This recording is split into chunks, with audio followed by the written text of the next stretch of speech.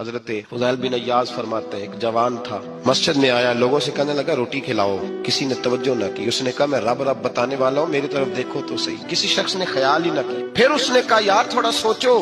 तेरी तरह के बड़े दरवेश देखे। मस्जिद के मेहराब में वो रब करीम का बंदा इंतकाल कर गया। जब फौत हो गया ना, लोगों का मिजाज है, बीमार को दवाई नहीं देते, जनाजे पे वक्त पे पहुंच जाए। वो नौजवान अल्लाह का नेक बंदा मस्जिद के मेहराब में फौत हो गया। हज़रत फुज़ैल इब्न अय्याज कहते हैं इमाम साहब ने ऐलान किया चंदा दो, कोई लवारस फौत हो गया, कफन देना। चंदा इकट्ठा हुआ, कफन खरीदा, जनाजा पड़ा, इशा के बाद दफन करके आए। फजर की नमाज के लिए जब इमाम और मुअज्जिन मस्जिद में आए तो चीखे मारने लगे, दूर दूर तक आवाजें फैल गई, दुनिया दौड़ी आई। क्या हुआ?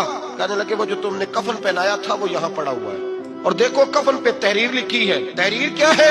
अर्श के मालिक ने फरमाया मेरे दोस्त ने रोटी मांगी, तुमने दी नहीं, और मेरा यार तुम्हारे कफन का मोहताज था, संभाल के रखो अपना कफन, मैंने उसे जन्नत का लिबास अता फरमा